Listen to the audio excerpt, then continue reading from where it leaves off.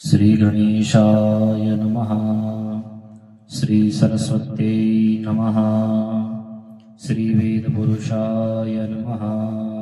गुरुर्ब्रह्मा गुरुर्विष्णु गुरुर्देवो महेश्वर गुरुः साक्षात् परब्रह्म तस्मै श्री गुरवे नमः। श्री सद्गुरु चरण कमलेभ्यो नमः। बोलिए श्री वृंदावन बिहारी लाल की जय। श्री राधा रानी सरकार की जय। जय जय श्री राधे श्याम। सुखदेव जी कहते हैं कि हे परीक्षित, प्राचीन बरही और पुरंजन का जो चरित्र है बड़ा ही उत्तम और पवित्र चरित्र है कि महाराज पृथु के वंश में हविर्धान की पत्नी हविर्धानी से बृहस्पत आदि 6 पुत्र हुए। तो बृहस्पत जो थे वो कर्मकांड में बड़े निष्णात थे, कर्मकांड में उनकी बड़ी निष्ठा थी। तो एक समय उन्होंने यज्ञ करते हुए पूर्व की ओर इतनी सारी कुशाएं बिछाई कि उनका नाम प्राचीन बरही पड़ गया। और प्राचीन बरही जब उनका नाम पड़ा तो उन्होंने हिंसक यज्ञ प्रारंभ कर दिए। जीव जंतुओं की हत्याएं उन्होंने प्रारंभ कर दी। हत्याएं करते गए और जिन जीव जंतुओं की वो हत्याएं करते हैं वही कुछ समय बाद, एक संवत्सर के बाद, वो आकाश मंडल पे घूमने लग गए और ऊपर से कहते कि हे प्राचीन बरही, जब तुम मृत्यु सैया पे होगे, जब तुम मृत्यु को प्राप्त होंगे, तब हम तुम्हें नोच नोच कर खाएंगे। हम तुम्हारा स्वर्ग और नरक का मार्ग बाधित कर देंगे। तो एक बार क्या हुआ, देवर्षि नारद आए प्राचीन बरही के पास और उनसे उनकी संवेदना दुख का कारण पूछा। तो प्राचीन बरही ने पूरा वृतांत सुनाया। तो नारद जी ने कहा कि मैं तुम्हें मुक्ति का उपाय बताता हूं। देवर्षि नारद ने प्राचीन बरही को एक इतिहास की कथा सुनाई कि आसीत पुरंजनो नाम राजा राजन बृहस्रवा तस्य अभिज्ञात नाम आसीत सखा अभिज्ञात चेष्टिता। एक समय की बात है, अभिज्ञात और पुरंजन नाम के 2 बड़े घनिष्ठ मित्र थे और इनकी एक अलग नगरी थी, अलग दुनिया थी, मोह माया से परे थे। तो एक बार क्या हुआ कि पुरंजन ने अभिज्ञात से कहा कि मेरी कहीं जाने की इच्छा हो रही है, मैं कहीं घूमकर आता हूं। और उसने अभिज्ञात से आज्ञा लेकर पुरंजन घूमने निकल पड़ा। तो वह इस मृत्यु लोक में आया। तो उसने यहां आकर क्या देखा कि एक बहुत ही सुंदर नगरी है, बहुत प्यारी नगरी है और उस नगरी का रक्षक 5 फनों वाला नाग जो है वह द्वार पर उस नगरी की रक्षा कर रहा है। तो और उसने देखा कि उस नगरी के 9 द्वार हैं, 9 द्वार हैं। तो वह उस नगरी में प्रवेश कर गया। जैसे ही अंदर गया तो उसका मन बड़ा प्रसन्न हुआ, क्योंकि बहुत अच्छी सुंदर नगरी थी। ऐसी नगरी पुरंजन ने अभी अपने जीवन में कभी नहीं देखी थी। तो जब पुरंजन बड़ा प्रसन्न हुआ और उसने वहां पर देखा कि एक सुंदर स्त्री, वहां की जो मालकिन थी, वहां एक सुंदर स्त्री आती है और उसके पास 10 सैनिक थे और 5 फनों वाला नाग जो है नगर की रक्षा करता था वह भी उसके साथ था। तो उसने पूछा कि तुम कौन हो? उसने कहा मैं पुरंजन हूं और मैं यहाँ भ्रमण करने आया हूँ। मुझे तुम्हारी नगरी बहुत ही सुंदर लगी, इसीलिए मैं इसमें अंदर आ गया। तो पुरंजन कहता है तुम कौन हो?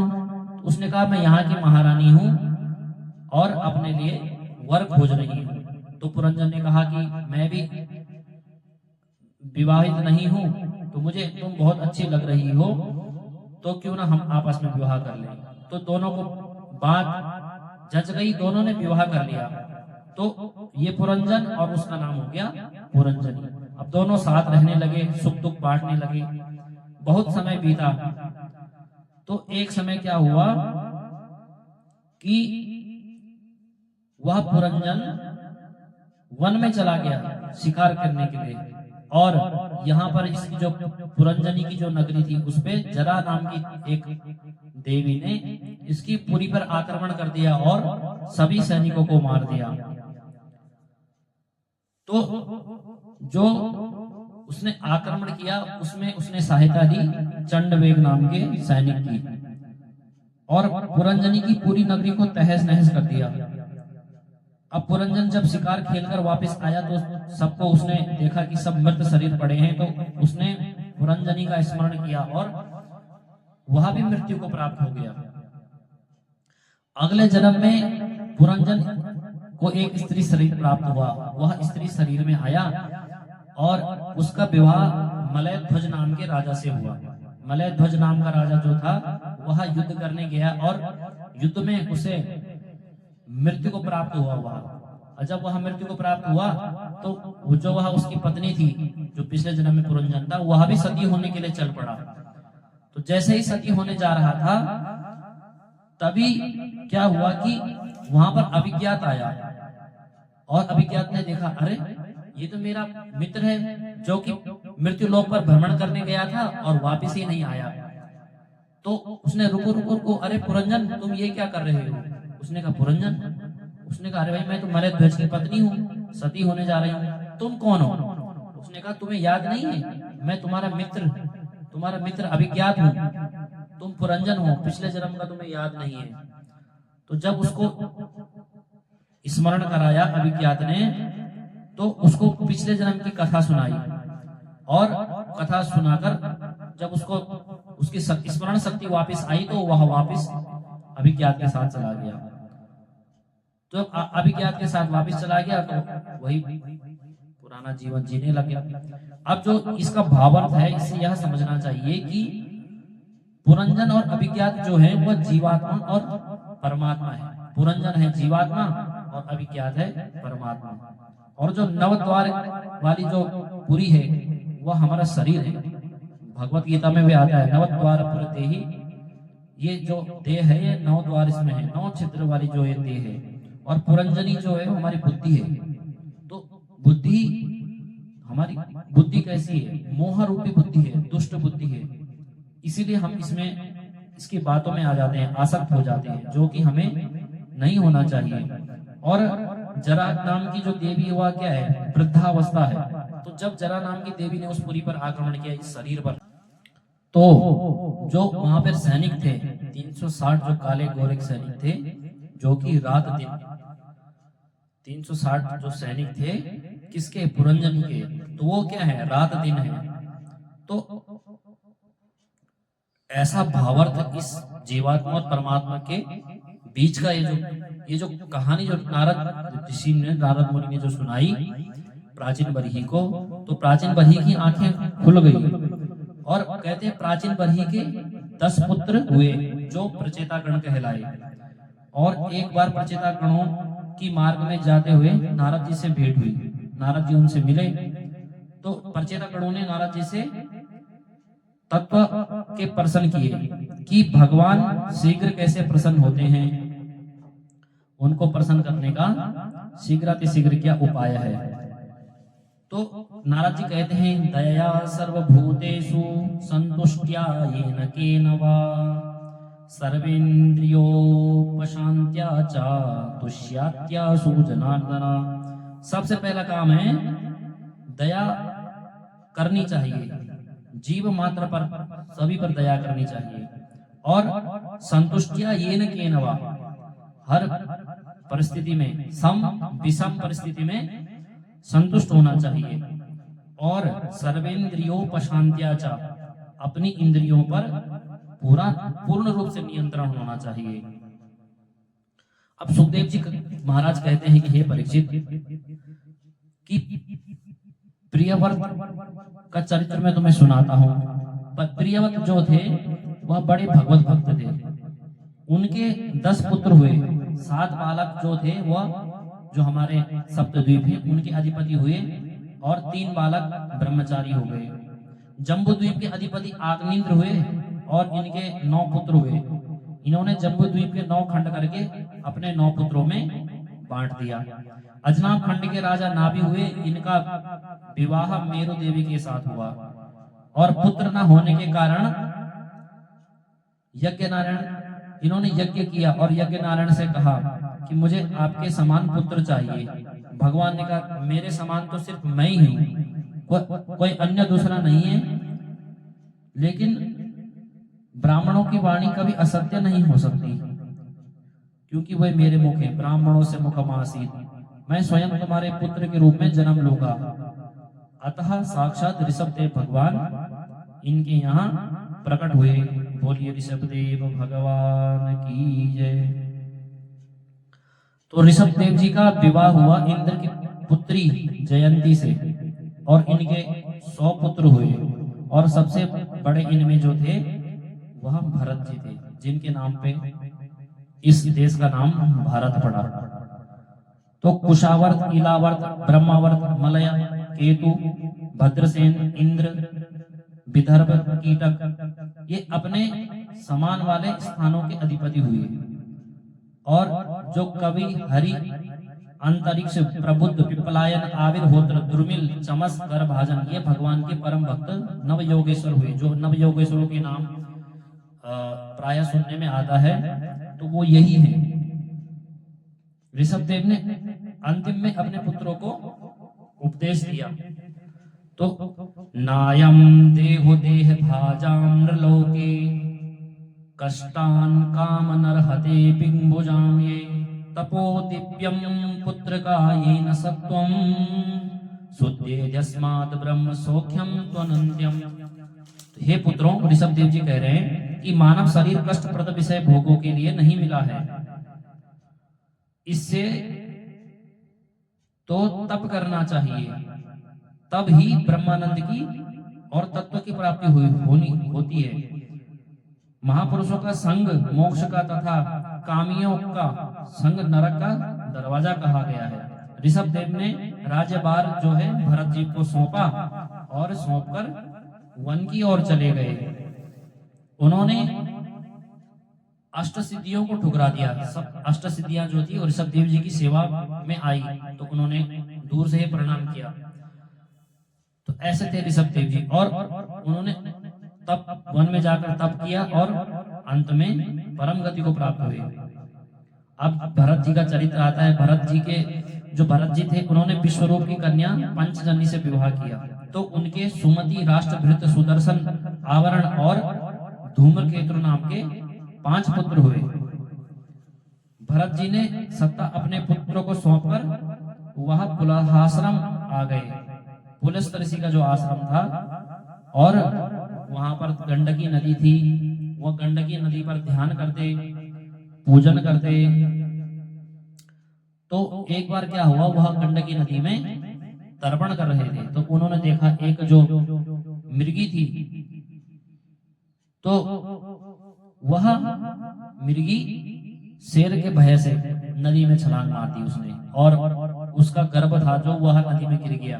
तो वो मृगी के बच्चे को लेकर आ गए और उसमें उनको आसक्ति हो गई। उसी के कारण अगला जन्म उनका मृग योनि में हुआ। तो पुनः जब उन्होंने मृग योनि का कर्म फल भोगा, उसके बाद भरत जी का जन्म हुआ अंगिरा गोत्रीय ब्राह्मण के गर्भ हुआ। तो जो उनके पिताजी थे उन्होंने उनको गायत्री मंत्र, वेद इत्यादि रटाने की बहुत कोशिश की, लेकिन वह घर में मूढ़ बने रहते। उन्हें तो पूर्व जन्म का भी आभास था, पहले से ही विद्वान थे, नैसर्गी पहले से ही थे।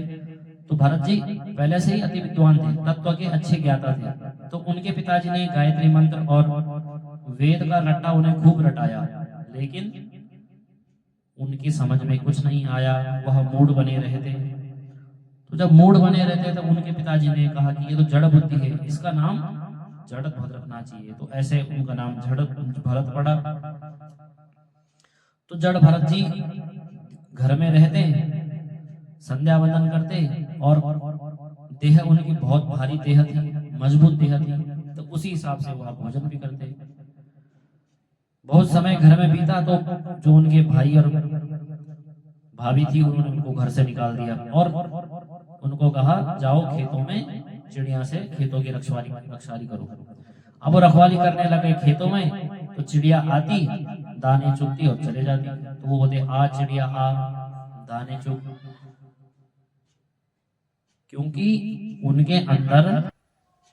और जब यह दृश्य जड़ भरत जी के भाई ने देखा तो उन्होंने उनको खेत से भी हटा दिया और जड़ भरत जी दर भर भटकने लगे, अपनी मस्ती में अपना संध्या वंदन करते, भगवान का भजन करते।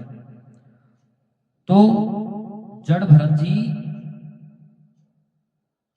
चले गए, धीरे धीरे धीरे धीरे वन की ओर चले गए।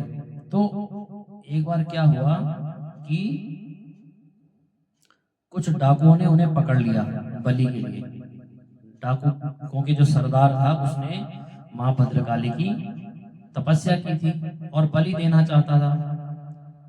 तो कोई ऐसा व्यक्ति मिले जो हट्टा कट्टा हो बलि देने के लिए, तो उनके जो डाकू थे उसके सैनिक, उन्होंने जड़ भरत जी को पकड़ लिया। अब जड़ भरत जी को पकड़ लिया तो लेकर आ गए वो भद्रकाली के समीप और गर्दन रख दी उन्होंने उनके चरणों में। अब जैसे ही फरसा उठाया उनकी गर्दन काटने के लिए, ऐसे ही सहस्रोच्चाट सैव देवी भद्रकाली, उच्चाटन करते हुए बड़ी ध्वनि हुई और भद्रकाली प्रकट हो गई। भद्रकाली ने प्रकट होते ही समस्त डाकुओं का संहार कर दिया और जड़ भरत जी को मुक्त कर दिया। जड़ भरत जी फिर आगे बढ़ गए। एक समय क्या हुआ कि रहुगण कपिल भगवान के आश्रम गंगा सागर उनसे सत्संग सुनने जा रहा था। तो रहुगण का जो एक पालकी का जो पालकी उठाने वाला रहता है वह बीमार हो गया था। एक कहार बीमार होने पर जड़ भरत जी को उन्होंने उस पालकी पे लगा दिया, बोला ये हट्टा कट्टा है और पालकी ढोएगा। तो जड़ भरत जी जैसे चींटी और छोटे जीव जंतु को देखते ऐसे ही उछल पड़ते। तो यह दृश्य रहुगण ने देखा। तो रहुगण ने कहा अरे मूर्ख क्या करता है। तो जब ऐसा कहा तो जड़ भरत जी फिर सही होकर चलने लगे। फिर जैसे ही चींटी आती वैसे ही उछल पड़ते। तो राजा की खोपड़ी चटाक से पालकी के ऊपर लग जाती। राजा ने कहा कि यह कौन दुष्ट है। तो जैसे ही और कहारों ने कहा कि हम तो ठीक चल रहे हैं, लेकिन ये जो हट्टा कट्टा व्यक्ति है ये बार बार उछल जाता है। तो जड़ भरत जी को जब देखा राजा ने, रहुगण ने, तो व्यंग हो कहा कि ये बेचारा कितना कमजोर है, तुमने सारा भार इसी के कंधे पर रख दिया है। बार बार ऐसा करने पर रहुगण को बहुत क्रोध आया।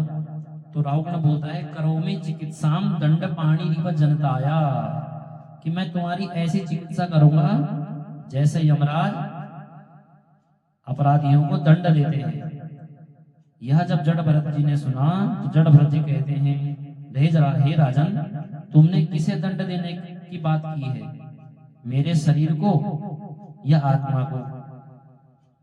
तो और मैं मोटा हूं तो यह मेरा शरीर है, मेरी आत्मा नहीं। तो रहुगण कहता है तुम कहा द्विजानम सूत्रम विभर्मी, यार तुम कौन हो भाई? तुमने जनेऊ भी लगा रखा है, शिखा भी है, माथे पर तिलक भी है, कानों में कुंडल भी है और माथे पर तुम्हारा तेज झलक रहा है।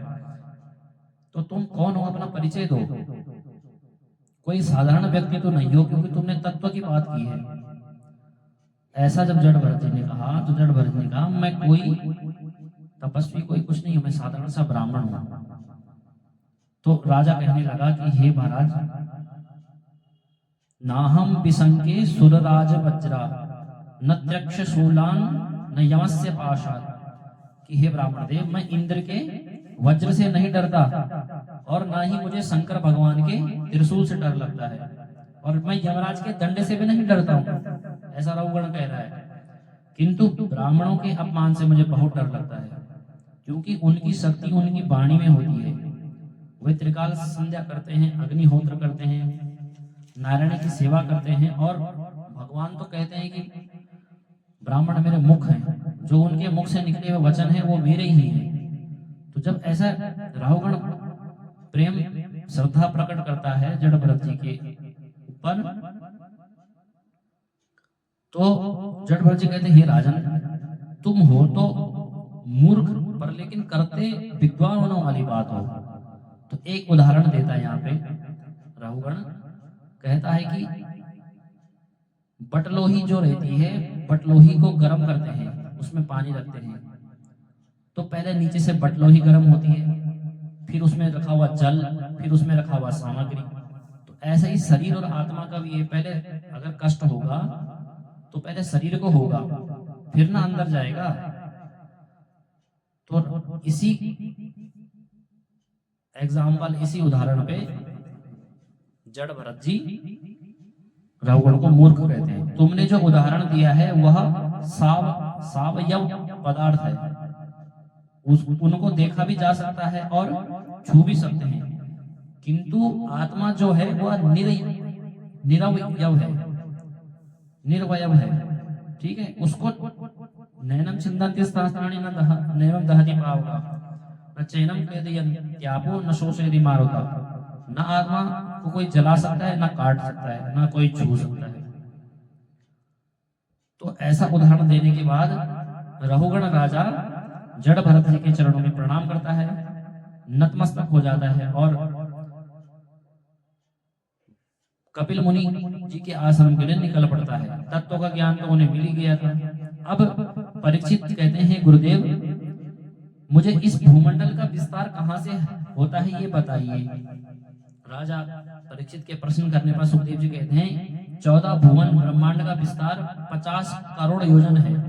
इसमें 7 द्वीप हैं, 87 समुद्र हैं और पृथ्वी से 99,000 योजन दूर पर दक्षिण में नरकों की व्यवस्था है। परीक्षित कहते हैं, नरक नाम का भी कोई लोक है क्या? यदि है तो कहाँ है और किस त्रिलोकी में है या फिर बाहर है? सुखदेव जी कहते हैं, नरक दक्षिण दिशा में है, उसकी संख्या 28 है। तो उन नरकों का वर्णन मैं करता हूं। तो कैसे नरक है? बोलते हैं कि तामिस्त्र नाम का जो नरक है, जो किसी का धन और किसी की स्त्री का हरण करता है, वह तामिस्त्र नाम के नरक में जाता है।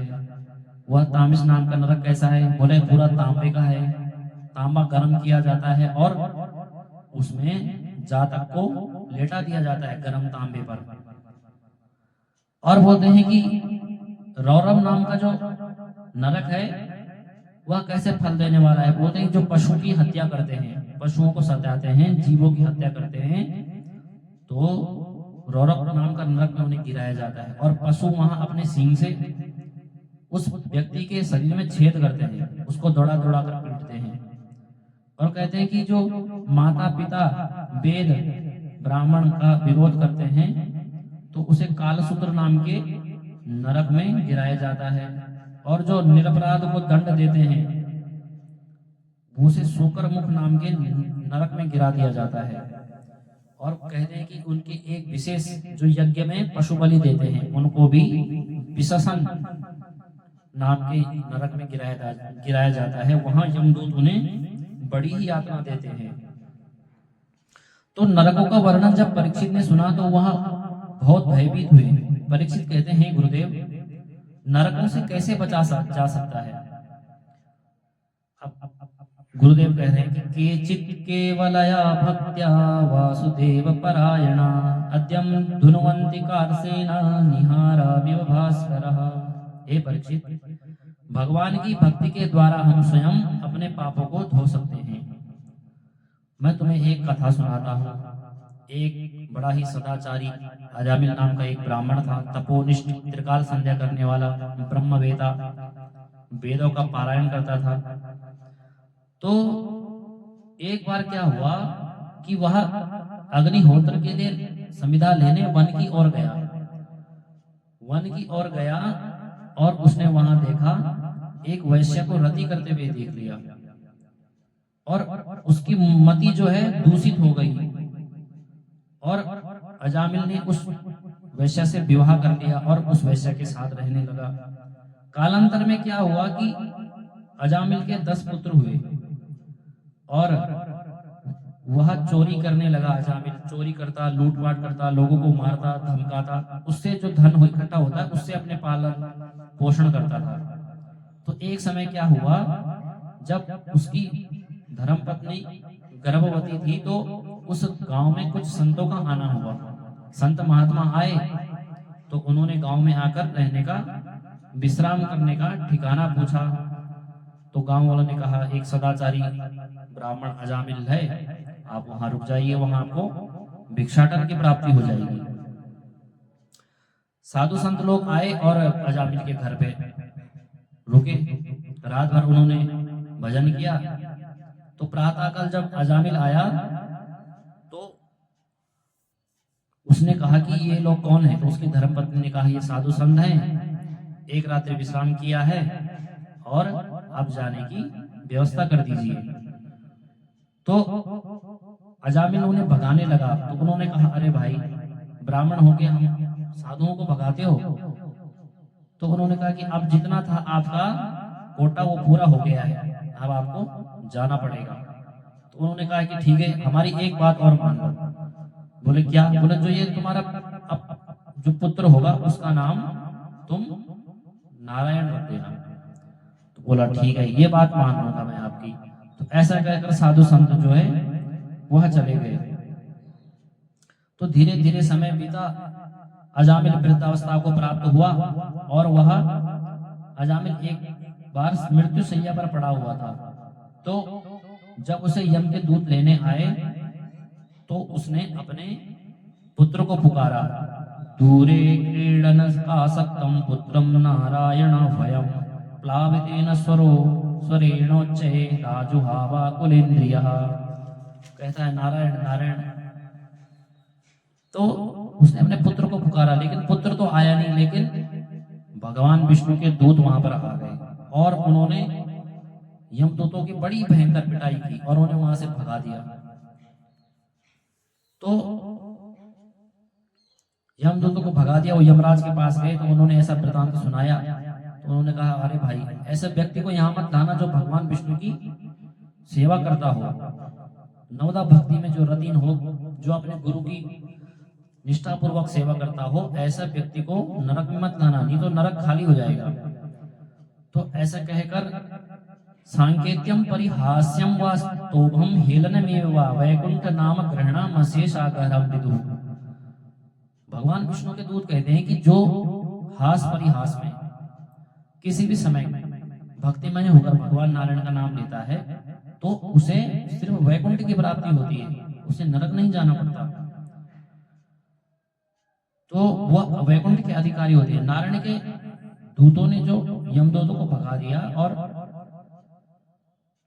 यमराज ने कहा कि देखो किस व्यक्ति को यहाँ पर लाना है, किसको नहीं।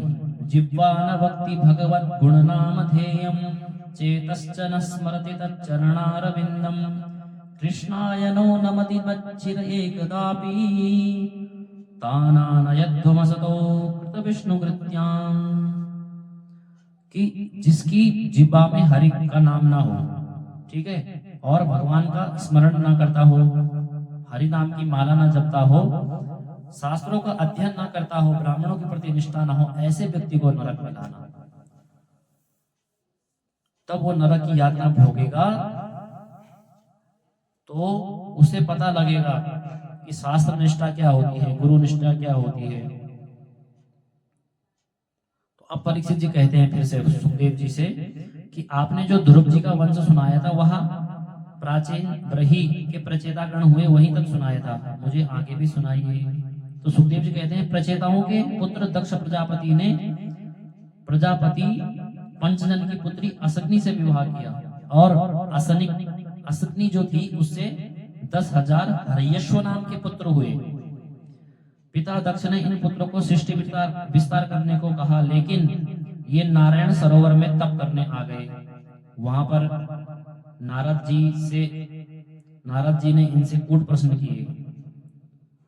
तो नारद जी ने क्या प्रश्न करते हैं, जो हर्यश्व नाम के पुत्र हैं उनसे करते हैं कि कौन सा ऐसा देश है जहां एक ही पुरुष रह सकता है। तो वो कहते हैं देह, ये शरीर। कौन सी गुफा है जहां से कोई लौटा नहीं, तो कहते हैं वैकुंठ। ऐसी नदी जो दोनों ओर बहती है तो वो कहते हैं माया।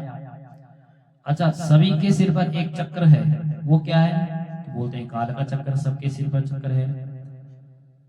अच्छा, नारद जी ने दक्ष के 10,000 बच्चों को सन्यासी बना दिया। फिर दक्ष ने असग्नि कन्या से 1,000 शबलाश्व नामक पुत्रों को जन्म दिया, तो नारद जी ने उन्हें भी सन्यासी बना दिया। दक्ष को बड़ा क्रोध आया और दक्ष ने भला बुरा कहते हुए नारद जी को ही श्राप दे दिया। अहो असाधो साधूनां साधुलिंगेन नस्त्वया असध्वा कार्यभरकाणां भिक्षो मार्गा प्रदर्शिता। तुमने झूठ में ही साधु रूप धारण किया है, मेरे भोले भाले बच्चों को तुमने बाबा बना दिया। मैं तुम्हें साप देता हूँ, तुम अधिक देर तक एक स्थान पर ठहर नहीं पाओगे। अब दक्ष ने जो है फिर से 60 कन्याओं को जन्म दिया, जिससे 10 का विवाह कश्यप जी के साथ हुआ। कश्यप जी की एक पत्नी दिति, जिससे दैत्यों का जन्म हुआ, और एक पुत्री हुई रचना। रचना का विवाह त्वष्टा मुनि के साथ हुआ, और इनसे 2 पुत्र हुए, विश्वरूप और सन्निवेश। हे परीक्षित, विश्वरूप तो इतने प्रतापी विद्वान थे कि एक बार इन्हें देव गुरु बनने का सौभाग्य प्राप्त हुआ था। तो परीक्षित कहते हैं, हे गुरुदेव, ऐसा कैसे हो सकता है? असुर देवताओं के गुरु कैसे हो सकते हैं? बोलते हैं इसकी एक कहानी है कि एक बार क्या हुआ कि इंद्र ने बृहस्पति जी का अपमान कर दिया। इंद्र एक सभा में बैठा था, वहां नृत्य हो रहा था। वहां गुरु बृहस्पति आए और इंद्र उनके सम्मान के लिए खड़ा नहीं हुआ, तो बृहस्पति ने जो है देवताओं का त्याग कर दिया। उसी समय विश्वरूप को गुरु के रूप में देवताओं ने वर्ण किया, लेकिन विश्वरूप जब आहुति देते तो दैत्यों की आहुति भी दिया करते थे। तो इंद्र को जब यह पता चला तो विश्वरूप का उन्होंने वध कर दिया। तो इंद्र को गुरु के हत्या का पाप लगा और ब्रह्मा हत्या लगी, तो जिसको 4 भागों में विभाजित कर दिया इंद्र ने। कौन कौन से? तो कहते हैं कि पहला पृथ्वी ने उस ब्रह्म हत्या को बंजर के रूप में ले लिया, जल ने झाग के रूप में लिया, वृक्ष ने गोंद के रूप में लिया, और स्त्री ने मासिक धर्म के रूप में स्वीकार किया।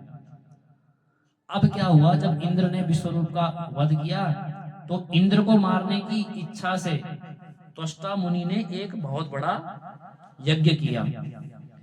इंद्र शत्रु विवर्धस्व, मंत्रों में गड़बड़ी अशुद्धि होने के कारण इंद्र से मरने वाला पैदा हो गया।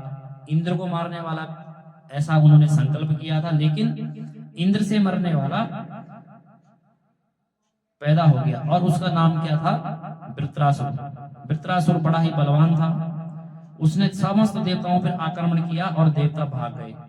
नारायण भगवान के कहने पर देवताओं ने दधीचि मुनि से उनकी हड्डियां मांगी और उससे उन्होंने एक वज्र का निर्माण किया। इंद्र और देवताओं का बहुत बड़ा संग्राम हुआ, बहुत बड़ा युद्ध हुआ। वृत्रासुर इंद्र पर विजय पाने, स्वर्ग पाने की अपेक्षा भगवान को प्राप्त करना श्रेष्ठ समझता था। वृत्रासुर भगवान नारायण का बहुत बड़ा भक्त था। इंद्र और वृत्रासुर का भयंकर युद्ध हुआ। जब इंद्र ने वृत्रासुर पर वज्र का प्रहार किया, लेकिन वृत्रासुर को वज्र में भगवान के दर्शन हुए और वृत्रासुर ने भगवान की स्तुति की। अहम हरे तब पादैकमूला दासानुदासो भवितास्मि भूया मनः स्मरेता सुपतेर्गुणास्ते गृणीत्वा कर्म करोतु काया न नाकपृष्ठं न च पारमेष्ट्यं न च सार्वभौमं न रसाधिपत्यं न योगसिद्धिरपुनर्भवं वा समंजसत्वा विरहय्यकांक्षे। तो कहता है वृत्रासुर, हे प्रभु, आप मुझे अपने दासों का भी दास बना देना। मेरा मन सदैव आपके स्मरण में रहे, मेरी वाणी हमेशा आपके गुणों का गान करे और इस शरीर से मैं आपकी सेवा करूं। हे प्रभु, मुझे स्वर्गलोक, ब्रह्मलोक, पृथ्वी लोक, पाताल लोक कुछ भी नहीं चाहिए, मुझे बस आपकी बिरहा याद चाहिए। अहो दानव सिद्धोसी यस्य ते मतिरीदृशी। इंद्र ने कहा, अरे दानव तू तो बड़ा सिद्ध है। वृत्रासुर ने कहा, अरे इंद्र ये स्तुति मैं भगवान की कर रहा था, तू सावधान हो जा। इंद्र ने वृत्रासुर की दोनों भुजाएं काट दी। तब वृत्रासुर ने इंद्र को मुख में रखकर खा लिया और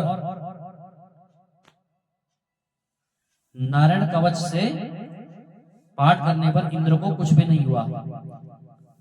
तो परीक्षित जी कहते हैं कि हे प्रभु, हे गुरुदेव सुखदेव जी, कि वृत्रासुर की मति इतनी कैसे शुद्ध थी, जो कि इतना बड़ा असुर होने के बाद भी भगवान नारायण के चरणों में उसकी इतनी बड़ी प्रीति थी। तो सुखदेव जी कहते हैं, चित्रकेतु का नाम का एक राजा था, जिसकी 1 करोड़ रानियां थी, सभी ऐश्वर्य थे, किंतु संतान नहीं थी। एक दिन ऋषि अंगिरा आए और चित्रकेतु ने अपनी व्यथा ऋषि को सुनाई। अंगिरा ऋषि ने त्वष्टा देवता का यजन किया और अवशिष्ट जो चरु होता है यज्ञ का, उसे रानी कृतद्युति को खिलाया। समय आने पर एक बालक का जन्म हुआ। उस बालक से अन्य रानियां द्वेष करती थी, उसे विष दे दिया और नारद जी ने इस मृतात्मा को फिर से जीवित कर दिया। तो जीवात्मा ने कहा, जब वह जीवित हुआ तो जीवात्मा कहता है कि कस्मिन् जन्ममयी मह्यं पितरो मातरो भवन कार्याभिभ्राम्यमाणस्य देवतिर्यन्नियोनिषु। देवर्षि, मैं अपने कर्मों के अनुसार देवता, पशु, पक्षी आदि योनियों में कई जन्मों से भटक रहा हूँ। उनमें से ये लोग कब मेरे माता पिता हुए मुझे नहीं पता। और वह जो जीवात्मा था वह वहां से चला गया। तो एक बार चित्रकेतु विमान में बैठकर कैलाश के ऊपर से जा रहा था। तो तभी उसने देखा कि भगवान शिव और पार्वती आपस में बैठे हैं और भगवान शिव ने पार्वती जी को गोद में बिठाया रखा है और उपदेश दे रहे हैं। तो चित्रकेतु ने बड़ा ही व्यंग्य किया, ऐसा लोक गुरु साक्षात धर्म वक्ता शरीरिणाम आस्ते मुख्या सभायाम वे मिथुनी भूय भार्यया। देखो, ऐसे जगत गुरुओं का ये हाल है। जब ये ही इस प्रकार का आचरण करेंगे तो सामान्य लोगों का क्या होगा। जब ऐसा सुना तो अतः पापी यसीम योनि मासुरी यही दुर्मते। अतः भगवान भोलेनाथ ने तो कुछ नहीं कहा, तो बड़े शांत है। लेकिन मां पार्वती को क्रोध आया और उन्होंने चित्रकेतु को उसी समय राक्षस होने का श्राप दिया। तो क्षमा याचना मांगने पर मां ने कहा कि तुम राक्षस तो बनोगे, लेकिन तुम्हें पूर्व जन्म का स्मरण रहेगा। तो यही चित्रकेतु नाम का जो राजा था वह पित्रासुर बना अगले जन्म में। इसलिए इसकी परीक्षित जी महाराज पूज्य गुरुदेव सुखदेव जी से पूछते हैं, प्रश्न करते हैं कि हे प्रभु, आप कहते हैं कि भगवान समदर्शी हैं, किंतु मुझे तो लगता है कि भगवान सिर्फ देवताओं का ही पक्षधर है, पक्ष लेते हैं उनका और दैत्यों का संहार करते हैं। तो गुरुदेव सुखदेव जी महाराज कहते हैं कि हे परीक्षित, ऐसा नहीं है। जब भगवान ने शिशुपाल का वध किया था तो यही प्रश्न युधिष्ठिर जी ने श्री नारद ऋषि से किया था। तो भगवान ने वराह अवतार धारण किया और हिरण्याक्ष का वध किया। वध हो जाने पर उसका भाई हिरण्यकशिपु जो था वह बड़ा ही क्रोधित था। तो उसने क्या किया कि अजर अमर होने की इच्छा से वह मंदराचल पर्वत पर तपस्या करने के लिए गया। तो मंदराचल पर्वत पर तपस्या करने गया तो जैसे ही तपस्या करता तो वहां पर नारद जी तोते के रूप में जाकर नारायण नारायण गाने लगते, उच्चारण करने लगते। तो बार बार उसकी तपस्या में विघ्न पड़ता। तो जब हिरण्यकशिपु दूसरे स्थान पर गया तो वहां भी वह नारद रूपी तोता आ गया। तो हिरण्यकशिपु ने विचार किया कि भैया आज तो मुहूर्त ठीक नहीं है, किसी और दिन आना चाहिए और किसी और दिन आकर मैं तप करूंगा, और वह घर वापस चला गया।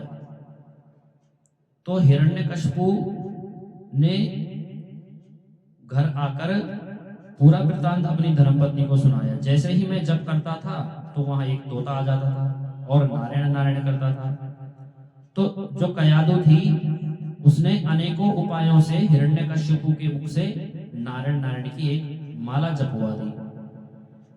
और उसी दिन कयादु ने गर्भ को धारण किया।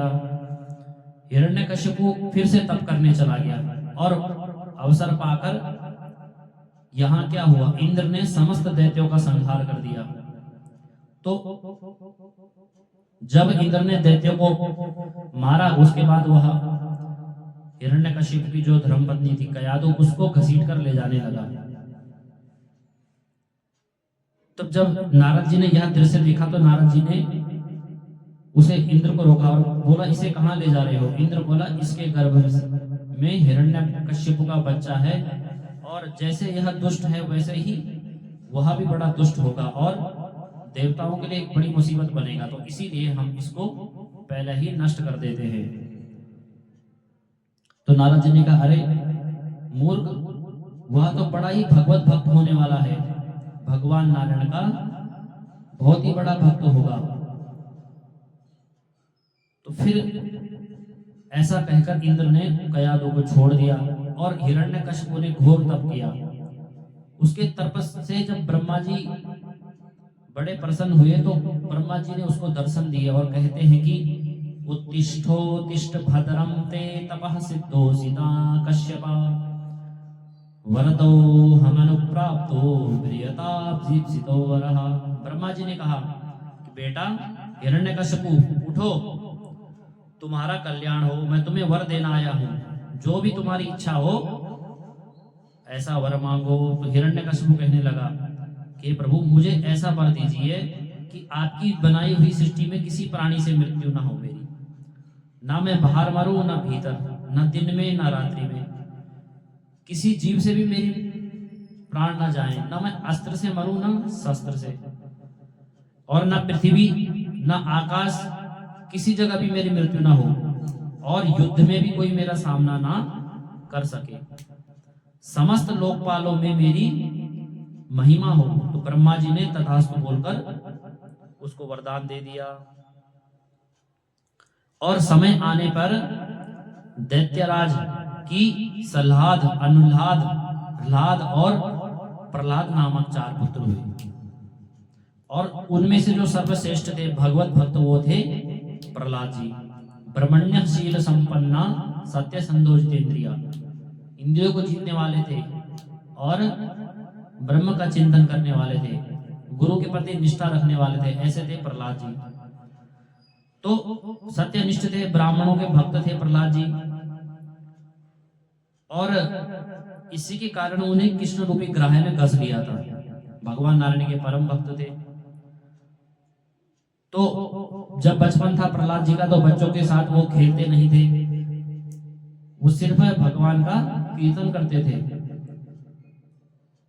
तो ऐसा जब हिरण्यकशिपु को पता चला तो हिरण्यकशिपु ने उनको शंडामर्ग नाम के गुरु के पास भेजा कि जाओ इस बालक को आसुरी शिक्षा प्रदान करो। तो वह आसुरी विद्यालय में विद्या अध्ययन करने चला गया। तो कुछ समय बाद, कुछ महीनों बाद जब हिरण्यकशिपु ने अपने पुत्र प्रहलाद से पूछा कि तुम्हें शंडामर्ग जी कुछ सिखा रहे हैं, क्या सिखाया तुम्हें, कौन कौन सी तुमने अच्छी बातें वहां पर सीखी है।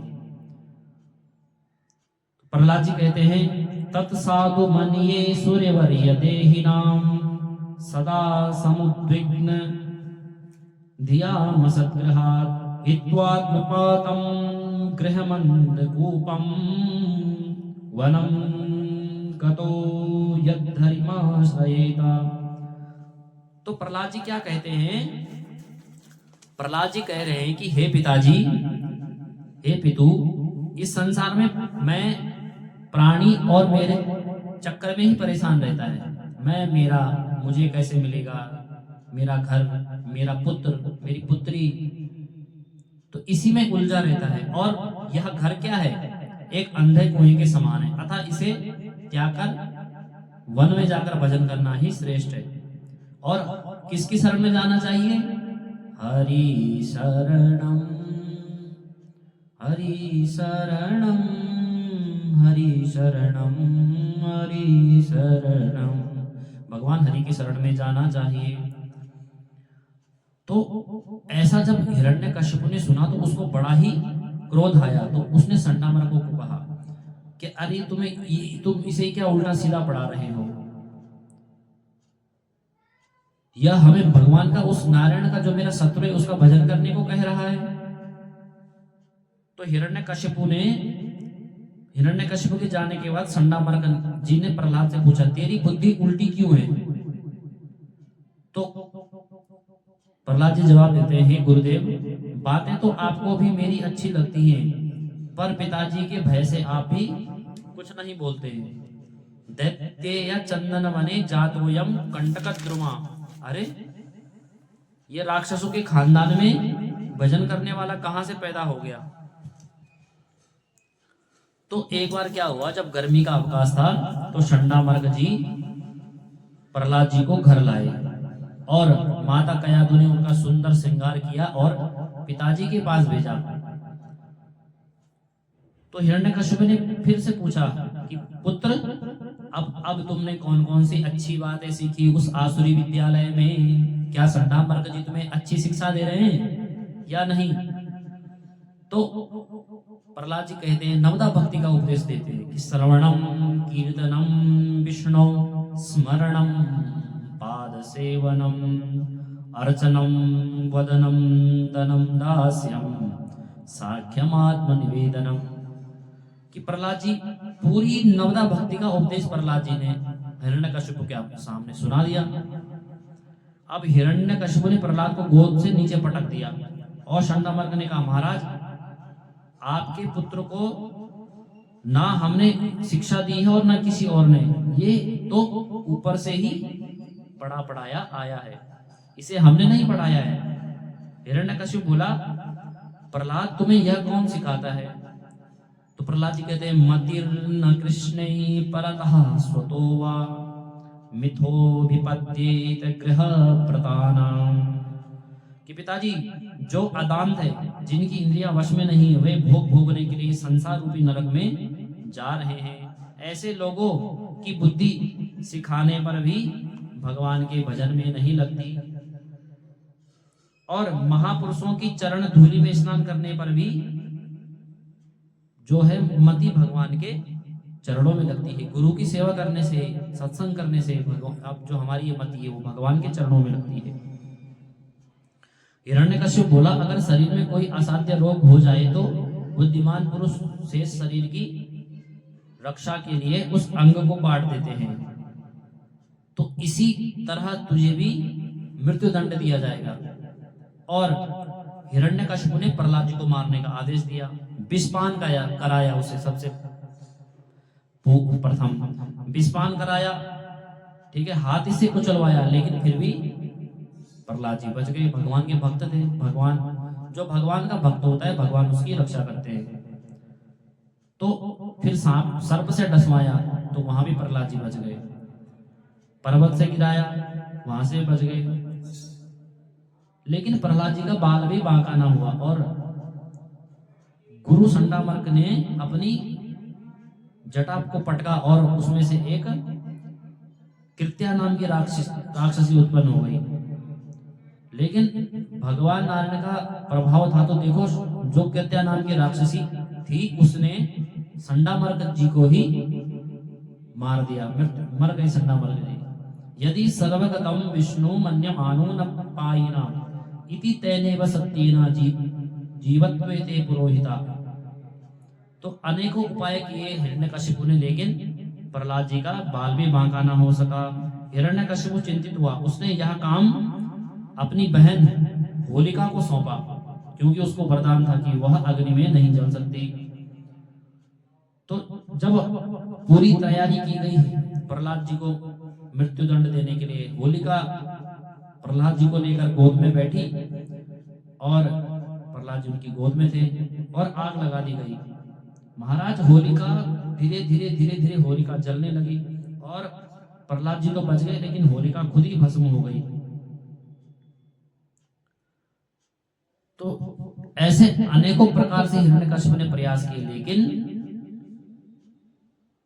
प्रहलाद जी का बाल भी बांका ना हो सका। और प्रहलाद जी भगवान का कीर्तन करने लगे और हिरण्यकश्यप को क्रोध आया। उसने कहा, मूर्ख, तुझे मैं मृत्यु दंड दूंगा। तू किसके बल पर तू यह भगवान उसका नारायण का भजन कर रहा है? यह सब किसके बल पर कर रहा है? तो प्रहलाद जी कहते, न केवलम मे भवतश्च राजन् सवे बलम बलिनां च परेषां परे वरे मे स्थिर जंगमाये ब्रह्मादयो येन वसं प्रणीताः। पिताजी, वे केवल और मेरे और आपको ही नहीं अपितु समस्त बलवानों के बल है। ब्रह्मा आदि देवता भी उनके आश्रित है। तो हिरण्यकश्यप ने कहा कि तेरा देवता कहाँ रहता है? तो तेरा देवता, प्रहलाद जी कहते हैं, सब जगह है, यत्र तत्र सर्वत्र सर्वम विष्णुमयम जगत। तो बोलते, क्या इस खम्भे में है? प्रहलाद जी ने कहा, हाँ, इस खम्भे में भी है, इसमें भी मुझे दिख रहा है।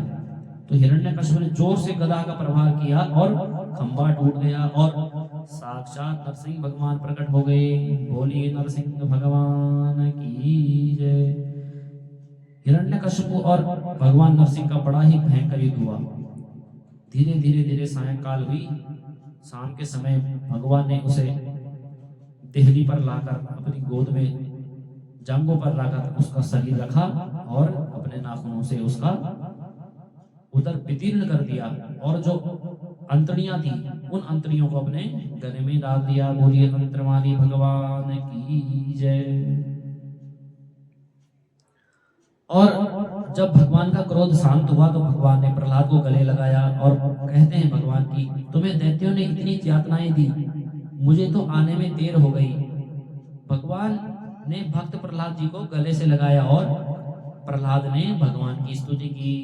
न ब्रह्मणो न तो भवस्य न वै रमाया यन्निर्पितः शिरसि पद्मकरः प्रसाद। हे भगवान, आज जो सौभाग्य आपने मुझ राक्षस कुमार को दिया है, वैसा सौभाग्य आज तक आपने किसी को नहीं दिया। तो भगवान ने कहा, वरदान मांगो। तुमने मेरी भक्ति की है, श्रेष्ठ भक्ति की है।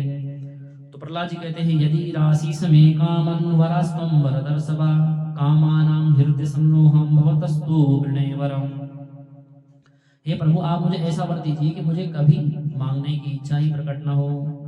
मेरे पिता ने आपसे द्वेष किया, लेकिन उनकी अधोगति न हो। आप उनको मुक्ति प्रदान करें, वे मुक्त हो जाएं। जिस कुल में प्रहलाद जैसा भक्त जन्म लेता है, उस कुल की 21 पीढ़ियां तर जाती है। भगवान नरसिंह ने प्रहलाद जी का राज्याभिषेक करवाया और कहा, तुम एक मनवंतर राज्य करके तुम मेरे धाम को प्राप्त हो जाओगे। और ब्रह्मा जी को डांट लगाई, क्योंकि दैत्य स्वभाव से जो होते हैं, दैत्य स्वभाव के, वो बहुत क्रूर होते हैं। तो ऐसे ही किसी को वरदान नहीं देना चाहिए। तो ब्रह्मा जी ने भगवान से माफी मांगी और नृसिंह भगवान सबके सामने से अंतर्ध्यान हो गए। कहते हैं कि सूर अनेक फिरे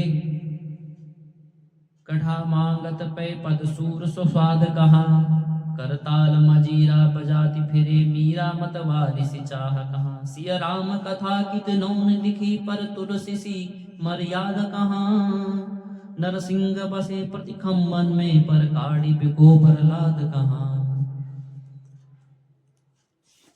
तो भक्ति ऐसी होनी चाहिए। अब राजा परीक्षित जी कहते हैं प्रहलाद चरित्र के बाद कि गुरुदेव स्वयंभू मनु के वंश का मैंने विस्तार पूर्वक वर्णन सुना। अब आप अन्य मनुओं के वंश का विस्तार बताइए, उनके वंश के बारे में कुछ ज्ञान दीजिए। तो सुखदेव जी कहते हैं, इस कल्प में 6 मनवंतर बीत चुके हैं और पहले स्वयंभू मनु हुए, दूसरे अग्नि के पुत्र स्वरोचिष मनु हुए, तीसरे प्रियव्रत के पुत्र उत्तम मनु हुए और उत्तम के भाई तामस हुए। और उसी मनवंतर में भगवान हरि ने गजेंद्र की रक्षा की थी। तो आसीत गिरिवरो राजस्त्रिकूटा इति विश्रुता क्षीरोदेनावृतः श्रीमान योजनायुतमिच्छता। क्षीर सागर से घिरा एक विशालकाय त्रिकूट पर्वत था और वहां पर एक गजेंद्र अनेक हाथियों के साथ निवास करता था। तो एक समय क्या हुआ, वह अपने परिवार के साथ उस सरोवर में स्नान क्रीड़ा कर रहा था। तो उसी समय क्या हुआ कि क्रीड़ा करते करते उसने पूरे सरोवर का जल मटमैला कर दिया, गंदा कर दिया। तो उसी समय एक बड़ा सा मगर आया और गजेंद्र का पैर पकड़ लिया। उसने सारी ताकत लगाई अपनी, लेकिन वह मुक्त न हो सका। उसने अपने स्वलंबियों को, अपने परिवार वालों को पुकारा, लेकिन उसकी रक्षा करने कोई नहीं आया, क्योंकि वह बहुत ज्यादा बलवान था। तो परिवार ने सोचा, जब यह इतना बलवान होकर अपनी रक्षा नहीं कर पा रहा, तो हम इसकी रक्षा कैसे कर सकते हैं। तो जब कोई भी नहीं आया, तब उसने परिवार को पुकारा। तो कहते हैं कि स्वार्थ रत संसार की यह पुरातन रीत, मुख में सब अपने बने, दुख में त्यागे मीत। तो सुख में सब अपनी मुख से अच्छी अच्छी बातें कहते हैं, लेकिन जब मदद की आवश्यकता होती है तब कोई नहीं आता। तो अनेकों दिन तक ग्राह और गजेंद्र का जो युद्ध था वो चलता रहा।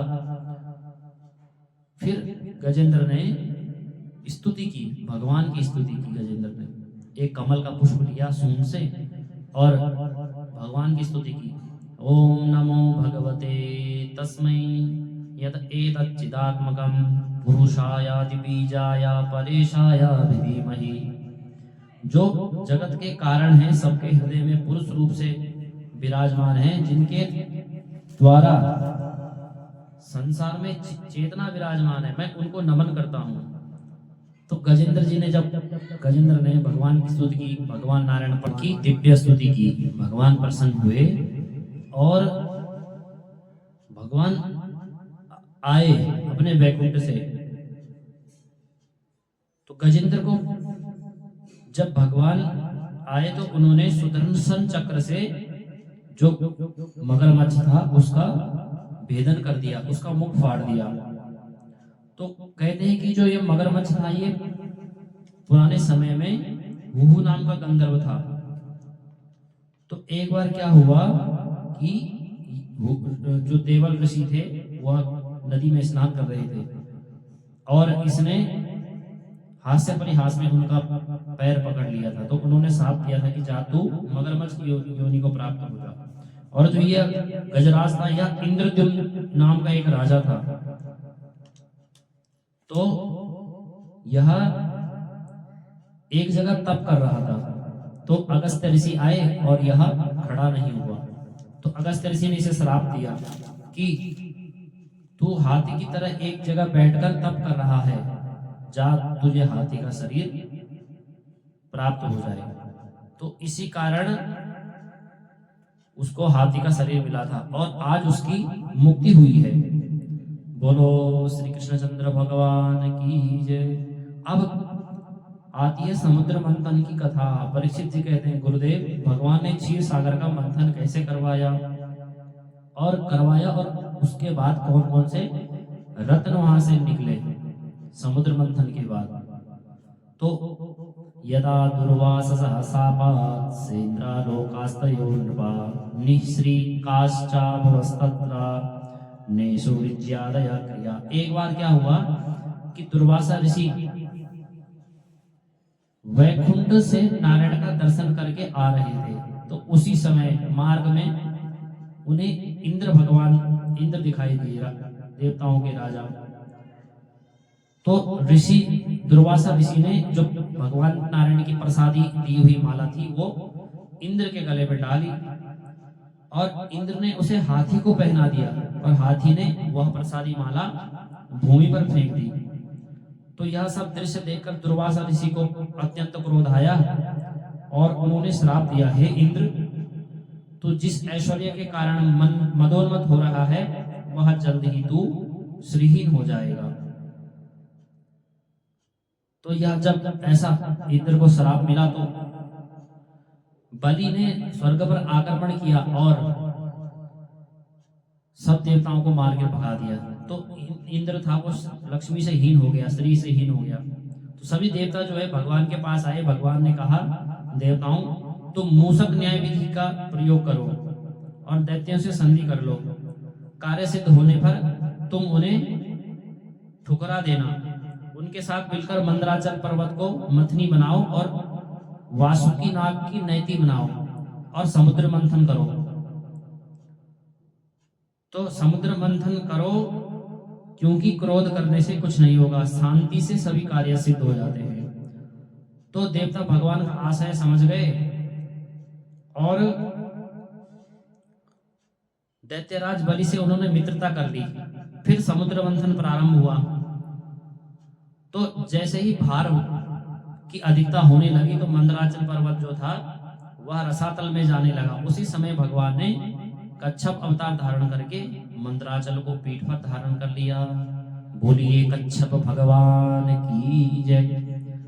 तो सर्वप्रथम क्या, समुद्र मंथन से हलाहल नाम का विष निकला और जिससे कि त्रिलोकी पूरा जलने लगा। विष बड़ा भयंकर था और देवता और दैत्य भगवान शंकर के पास गए और उन्होंने भगवान की स्तुति की। देव देव नमस् देव देव महादेवा भूतात्मन भूत भावना त्राहीना शरणापन्ना त्रैलोक्य दहनाद विषम।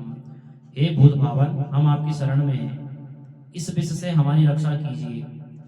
तो भगवान ने आशीर्वाद दिया देवताओं को और मां पार्वती से आज्ञा ली और विष का पान कर गए। तो विष भगवान के कंठ तक ही रहा, क्योंकि अगर उनके हृदय में कौन है, ठाकुर जी हैं। अगर नीचे कंठ से नीचे जाता तो भगवान को परेशानी होती, क्योंकि शिवस्य हृदयम रामः, भगवान शंकर जी राम जी का भजन करते हैं। तो इसीलिए उन्होंने विष को कंठ में ही रोक लिया, जिससे कि वो नीलकंठ कहलाए। बोलिए नीलकंठ भगवान की जय। फिर समुद्र मंथन से कामधेनु नाम की गाय निकली जो ऋषियों को दी गई। फिर पारिजात नाम का वृक्ष निकला जो स्वर्ग में चला गया। फिर निकला उच्चैश्रवा नाम का घोड़ा जो बलि ने ले लिया और ऐरावत नाम का हाथी निकला जो इंद्र ने ले लिया और कौस्तुभ नाम की जो मणि निकली चमचमाती वो भगवान नारायण ने अपने गले में धारण कर ली। और फिर कार्तिक का परम महीना आया और कृष्ण पक्ष की अमावस्या तिथि आई। तपश्चाभिरभूत साक्षात् श्री रमा भगवत परा रंजयन्ती दिशा कांत्या विद्युत सौदामनी यथा। समुद्र से साक्षात माँ लक्ष्मी प्रकट हुई और दसों दिशाएं माँ लक्ष्मी के प्रकट होने से उज्जवल हो गई, प्रकाशित हो गई। वह इतनी सुंदर थी कि उन्हें प्राप्त करने के लिए पंक्तिबद्ध होकर सभी बैठ गए। लेकिन माँ लक्ष्मी ने माला लेकर सबके पास गई। दुर्वासा ऋषि के पास गई तो विचार किया, ये तो बड़ा क्रोधी है, इसको मैं अपना वर नहीं चुनूंगी। फिर भोलेनाथ के पास गए तो देखा यह तो अमंगल भेषधारी है। तो फिर आगे बढ़ती है तो बृहस्पति आते हैं तो कहती है तो बड़ा कामी है। अंत में मां ने नारायण को देखा और भगवान नारायण को माला पहना दी। पुनः फिर से समुद्र मंथन होने लगा महाराज और समुद्र मंथन से निकला वारुणी नाम की मदिरा जो जिसे दैत्यों ने ले लिया और अंतिम में वरुण कलश अमृत कलश लेकर भगवान धन्वंतरी प्रकट हुए और सभी दैत्यों ने उस अमृत कलश को छीनना चाहा। भगवान कलश को लेकर दौड़े, जहां जहां भूमि पर वह अमृत गिरा वहां महाकुंभ का पर्व मनाया जाता है। देवता रुष्ट होकर नारायण भगवान के पास गए और कहा कि उस अमृत के कलश को असुरों ने छीन लिया है और हम नहीं चाहते हैं कि असुर फिर से शक्तिशाली हो जाए। तो भगवान ने दैत्यों को आश्रय दिया, सांत्वना दी कि आप चिंतित न हो, मैं उस अमृत को असुरों से ले लूंगा। तुम्हारा कार्य सिद्ध करूंगा। तो उसी समय भगवान ने एक सुंदर स्त्री का रूप बनाया, मोहिनी अवतार धारण किया और चले गए दैत्य के बीच में। दैत्य आपस में लड़ रहे थे तो भगवान ने वहां जाकर नृत्य किया और दैत्यों ने पूछा, हे कमल नयनी, तुम कौन हो, कहां से आई हो, क्या चाहती हो? तो वह स्त्री बोली कि पहले तुम यह बताओ कि तुम लड़ क्यों रहे हो। तो सभी दैत्यों ने कहा कि हम सब कश्यप ऋषि की संतानें हैं, पुरुषार्थ से हम लोगों ने यह अमृत प्राप्त किया है, इसी को लेकर झगड़ा हो रहा है। तो आप एक काम करो, आप ही यह अमृत बराबर हम सभी में बांट दो। कथम कस्या पदायाधा कुशल्या मयि संगता विश्वासं पंडितो जातो कामिनी सुनयादि। विद्वान पुरुष कभी भी स्वेच्छाचारिणी स्त्रियों पर विश्वास नहीं करते। तो दैत्य जो थे मोहिनी भगवान पर मोहित हो गए और उन्होंने वह अमृत कलश भगवान के हाथों में दे दिया। तो भगवान ने कहा, ऐसे ही यह अमृत नहीं सबको मिलेगा, पहले स्नान कर कर सभी पंक्तिबद्ध होकर बैठ जाओ। तो भगवान कहते हैं कि देखो, इस जो ऊपर ऊपर का जो